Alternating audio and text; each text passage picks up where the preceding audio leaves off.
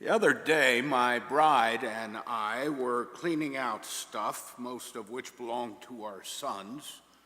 You know how the routine goes. Maybe they'll want it someday. And so we take the junk to the kids, sure the minute we leave, those treasures will find their way to the town dump. But the kids are doing it, not us. In this particular case, we came across 2 hunks of concrete stuffed in an old Christmas box, written on them, November 9, 89, Berlin Wall. They'd been gifts from a friend stationed at Checkpoint Bravo when the Iron Curtain, like Humpty Dumpty, came a-tumbling down. An event most of us have relegated to the dark corners of our memory banks, unless we've seen that Tom Hanks movie, Bridge of Spies. The thoughts of checkpoints, crossing stations with names like Charlie and Bravo, and in our case, Checkpoint John, are of little meaning for today's young, except as questions on ancient history exams. Still, with all the current issues around immigration, DACA, escape from what is to what can and what ought to be, the idea of borders comes readily to my mind. We may not be quite as ruthless as the Russians, but for a lot of those desiring new life, border crossings must be every bit as threatening as that flight from East Germany or any other refugee line in the sand. And let's not forget Joseph, Mary, and Jesus, who had to run for their lives into Egypt. Years ago, on a church mission trip, our oldest son was staying in a shelter for politically exiled children in Tucson, Arizona, most having walked from as far as Nicaragua. Resting on a bottom bunk, he discovered Spanish words that were carved in a bed slat above him. I have no home, I am alone, I pray for a future.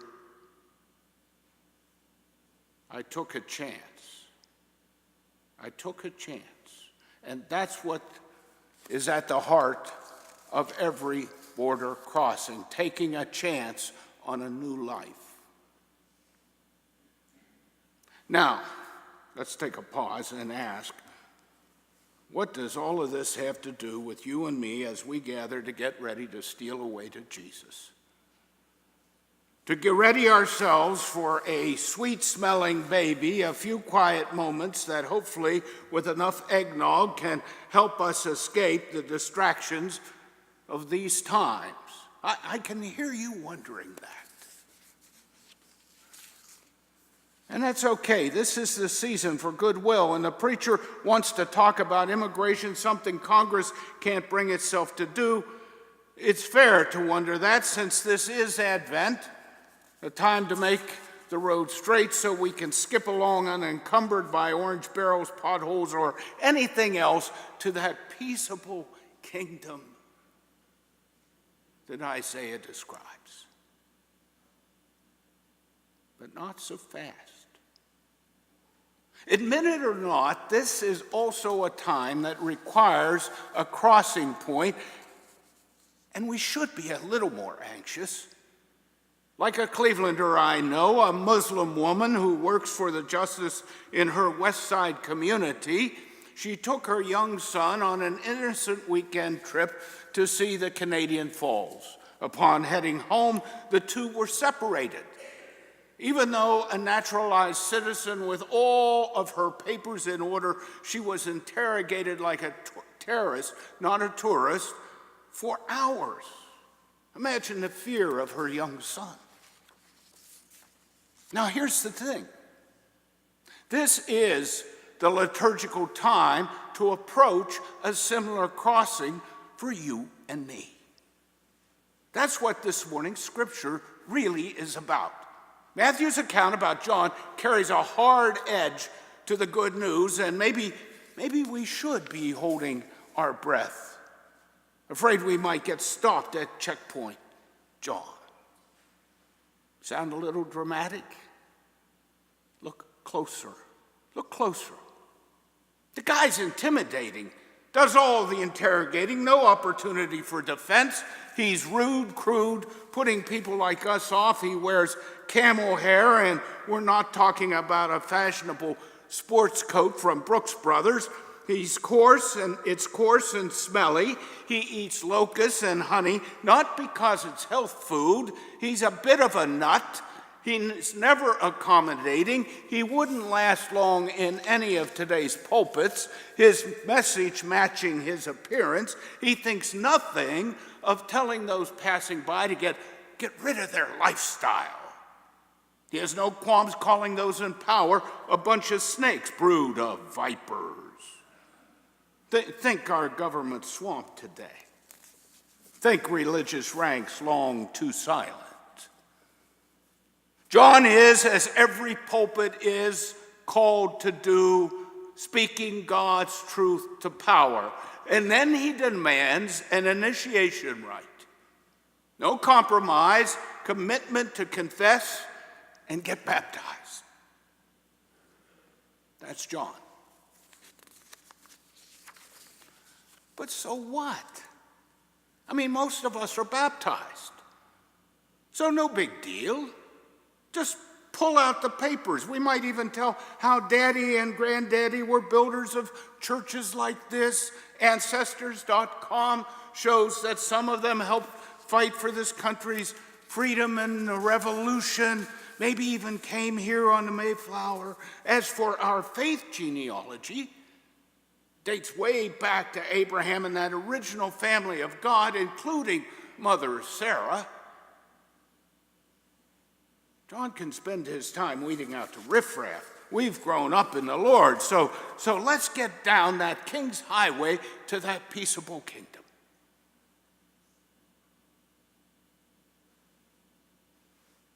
But there's trouble with Checkpoint John. All those credentials and birth certificates, resumes, honorary degrees get tossed in the fire. Not interested. Advent's about the beginning of a new regime, a new world order. A place where old society status, inheritances, privileges, accomplishments just don't count. That's why the Christian year begins here. And if we're serious about getting to some kind of new life, we need to know that admission isn't as easy as we might think. John the Baptist points to the hard realization that past practice doesn't matter. You have to bear fruit. Like folks from Missouri, he says, show me. And what does bearing fruit mean? The New Testament's full of answers. Treat one another with love, or at least with a little respect. Be gracious and gentle. Stand for what's just for all of God's children. As for the Hebrew scriptures, treat the poor with kindness. Don't judge by what you see. Judge by what is right. Point is, Holy Scripture isn't a Neiman Marcus catalog full of pricey virtues and good deeds for us to order online. It's made up of test case examples of reordered lives to model after, and by the way, there isn't a lot of time. Even as we speak, the axe is laid to the tree. Moreover, in case you don't know it, that's a reference to your family tree and mine. No fruit, we're headed for the burn pile. John isn't a very nice person, and neither is his message. The reason being, he knows, just like God knows, that while we might be looking forward to a straight path into a new way of living, truth is, we have to first be part of a resistance movement on this side of the border. Sure, these are stress-filled times. Maybe our lives aren't what we want them to be, and our dreams are pretty much deferred. But none of that matters.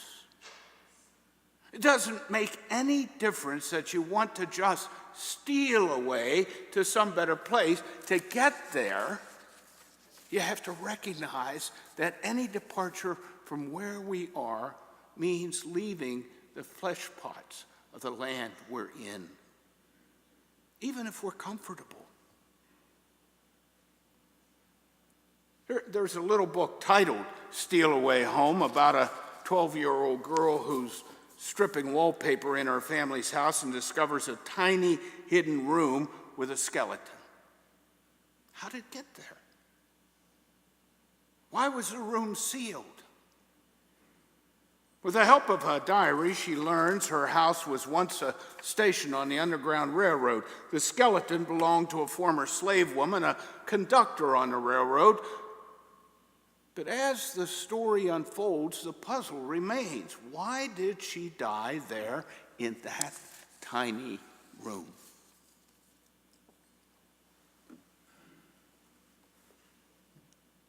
It's easy to get stuck.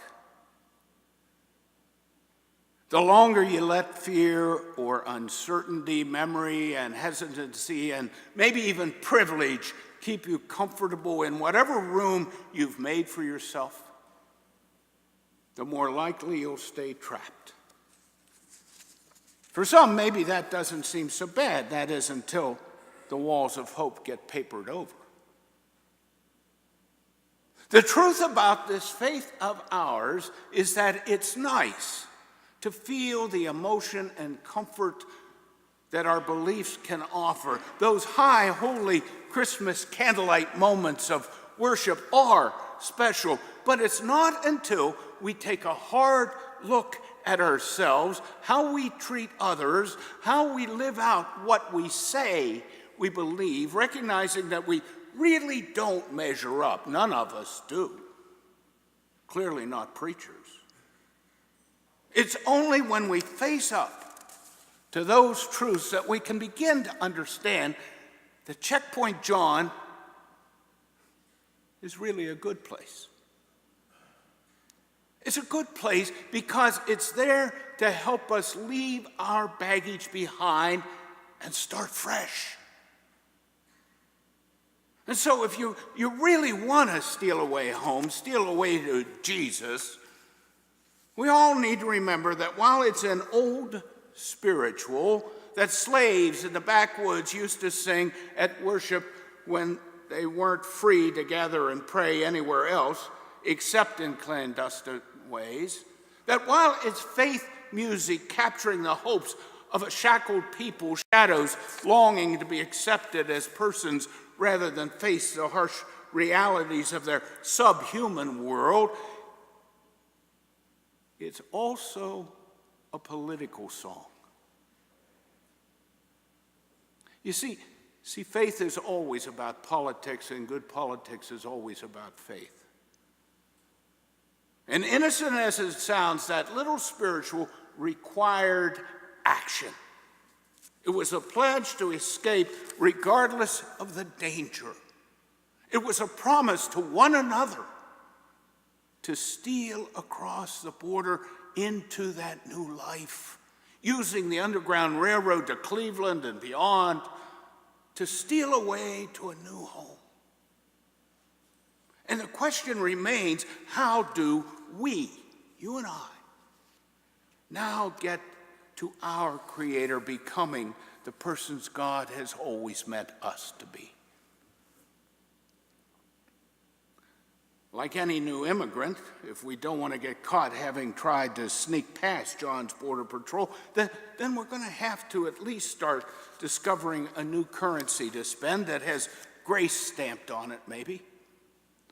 And perhaps even learn to speak a new language of love and compassion and acceptance. And the thing is, we better start preparing ourselves right now, because Advent tells us the time is at hand.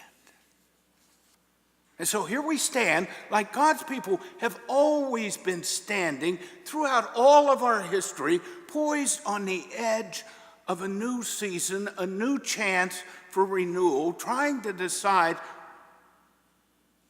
whether to take the risk and turn toward that promised land or turn back to that unholy comfort of what is. One more thought. Taking that first step is the most difficult decision any addicted person has to make. And we're all addicted. Addicted to the way things are instead of the way they could be. That's the truth of the matter that John and Isaiah keep pointing out from the wilderness. Prepare the way. That's why those first Christians were called people of the way, because they took the chance on a new way to live. So you want to steal away? It's not about engaging in some niceties, stuffing $1 in a red basket, or passing out presents to someone needy one day of the year. All of that is a good thing to do. But if you want to steal away home, you're going to have to start right now looking for transforming habits to live by every day before you even get to Checkpoint John. Steal away home, because we ain't got long to stay here. None of us do. Amen.